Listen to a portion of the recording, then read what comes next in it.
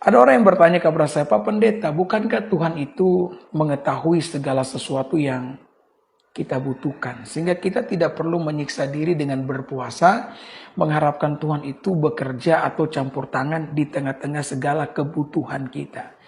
Ya memang Tuhan itu mengetahui persis apa yang kita butuhkan. Saya benar-benar mengimani itu dan saya benar-benar mempercayai itu.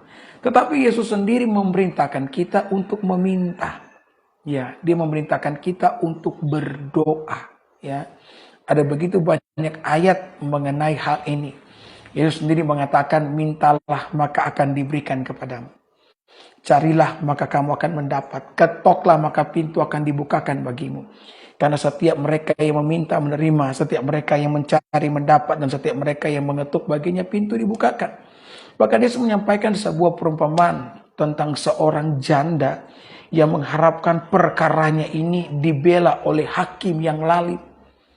Kenapa Yesus menggunakan seorang janda di dalam perumpamaannya? Karena janda ini mewakili setiap mereka yang tidak punya kekuatan, yang tidak punya daya, yang dipandang sebelah mata. Bukankah saudara-saudara janda ini mewakili setiap kita di hadapan pergumulan yang kita alami? Kita punya pergumulan yang sangat besar sehingga kita tidak punya daya, tidak punya kemampuan terhadap semua itu. Maka kita datang kepada Tuhan. Dan Yesus mengatakan dalam perumpamaan itu, karena janda itu sering datang memohon kepada hakim itu. Sekalipun hakim itu adalah seorang yang lalim, maka pada akhirnya hakim itu meluluskan keinginan daripada janda tersebut. Jadi Yesus menyampaikan perumpamaan ini supaya kita terdorong untuk mengharapkan Dia. Memang Tuhan itu tahu dengan segala kebutuhan kita, tetapi meminta adalah perintah yang Tuhan berikan kepada kita. Kenapa demikian, saudara? Supaya kita tahu nih, kalau kita mengalami kemenangan, mengalami jawaban doa, kita tahu bahwa Tuhan itu ada. Ya, Tuhan tahu dengan pergumulan kita, tapi kita juga perlu tahu bahwa Tuhan itu ada. Dari mana kita tahu Tuhan itu ada? Pada saat kita mengalami kebaikannya, pada saat kita mengalami anugerahnya. Ya, di dalam kehidupan ini, itu yang dikatakan oleh Alkitab dalam Yakobus 1 ayat 17. Setiap pemberian yang baik dan anugerah yang sempurna datangnya dari atas. Kita diingatkan loh, setiap pemberian yang baik, setiap anugerah yang sempurna datangnya dari atas. Itu bukan sebuah kebetulan. Kalau kita memikirkan, kalau kita berpikir, maksud saya, bahwa semua kebaikan yang kita alami dalam hidup ini adalah kebetulan, maka kita tidak akan pernah memiliki iman pengharapan kepada Tuhan. Ya. Jadi saya ingatkan Bapak Ibu yang mendengarkan saya menyampaikan firman Tuhan di hari ini, tidak ada yang kebetulan. Ketika engkau mengalami kebaikan, semuanya itu datang daripada Allah. Sehingga kita didorong untuk mengerti dan memahami bahwa Tuhan itu ada. Dan Dia hidup di tengah-tengah setiap kita. Bahkan Alkitab mengatakan dalam Ibrani pasal 11 ayat 6. Sebab barang siapa berpaling kepada Allah, ia harus percaya, kata Alkitab, bahwa Allah itu ada. Bahwa Allah itu ada, karena sekarang zaman sekarang terlalu banyak orang yang tidak lagi mengakui Allah. Ateis itu berkembang dengan pesat di tahun-tahun belakangan ini, saudara. Lebih khususnya di tengah-tengah kalangan anak muda, berkembang dengan luar biasa. Mereka yang tidak mempercayai keberadaan Tuhan. Dan Tuhan berkata, tidak mungkin orang itu berkenan kepada Allah tanpa iman. Karena setiap orang yang berpaling kepada Allah harus percaya bahwa Allah itu ada. Dan Allah akan memberikan upah kepada mereka yang sungguh-sungguh mencari Dia.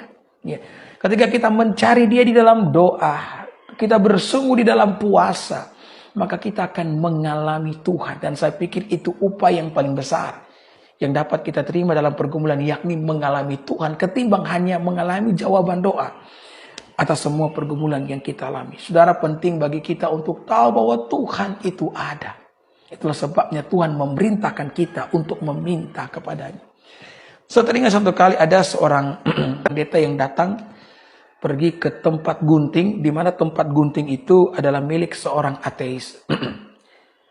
Nah, ateis itu tahu bahwa yang rambut yang digunting ini adalah seorang pendeta, kan? Kemudian dia mulai ngomong, pendeta, sebenarnya di dalam dunia ini tidak ada Tuhan, Jadi ateis ini berusaha menyebarkan filosofinya. Zaman sekarang kan begitu, filosofi ateis itu disebarkan melalui berbagai macam media, termasuk TikTok, Facebook. Ya, anak-anak melalui film-film Netflix itu anak-anak itu dicekokin dengan filosofi-filosofi tentang ateis. Makanya kita penting menggunakan media juga untuk menyebarkan Injil agar orang-orang tahu bahwa Tuhan itu ada dan hidup. Ya, pendeta mengatakan kepadanya, kenapa kamu berkata bahwa Tuhan itu tidak ada? Ya, sambil dia lagi memutar televisi dan dia berkata, coba pendeta dengar, itu berita. Perang terjadi di mana-mana. Kejahatan terjadi di mana-mana. Dan jumlahnya tidak sedikit. Kalau Tuhan itu ada, Tuhan kan bisa mencegah terjadi yang namanya perang. Kalau Tuhan itu ada, Tuhan bisa mencegah yang namanya kejahatan. Adanya kejahatan, adanya kerusakan, adanya air mata, adanya kehilangan. Bukankah semuanya ini membuktikan bahwa Tuhan itu tidak ada?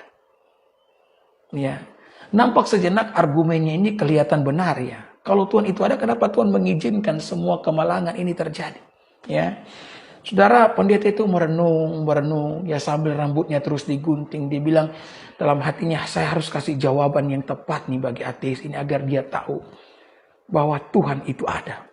Ya, maka selesai dia gunting rambut, tiba-tiba di depan tempat gunting rambut itu lewat nih ada seorang pria yang rambutnya gondrong, brewokan begitu ya. Kemudian pendeta itu langsung ngomong begini, di dalam dunia ini tidak ada tukang cukur dan tukang gunting rambut.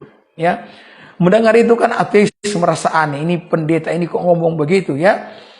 Maka ateis itu mengatakan, kenapa pendeta ngomong begitu? Bukankah saya tukang gunting? Saya baru saja menggunting rambut Pak Pendeta. Kenapa Pak Pendeta berkata bahwa di dunia ini tidak ada tukang gunting dan tidak ada tukang cukur ya? Dan pendeta pun berkata, kalau di dunia ini ada tukang gunting, kalau ada tukang cukur, sambil dia tunjuk tuh orang tadi yang baru lewat, kenapa rambutnya gondrong dan dia brewokan? Kenapa? Ya. Tukang gunting yang ateis itu menjawab, karena dia tidak mau datang ke tempatku. Seandainya dia mau datang ke tempatku, saya akan gunting rambutnya dan saya akan cukur brewokannya. Ya. Kemudian pendeta langsung ya nyeletuk berkata kepadanya, demikianlah dengan Tuhan. Kenapa dalam dunia ini ada kejahatan? Karena setiap pelaku-pelaku kejahatan tidak mau datang kepada Tuhan. Sebagaimana orang tersebut yang rambutnya gondrong, yang berewokan itu tidak mau datang kepadamu. Seandainya setiap orang jahat itu mau datang kepada Tuhan, maka Tuhan akan memulihkan hati mereka. Sehingga mereka tidak perlu melakukan yang namanya kejahatan. Sehingga kejahatan tidak perlu ada di dalam dunia ini.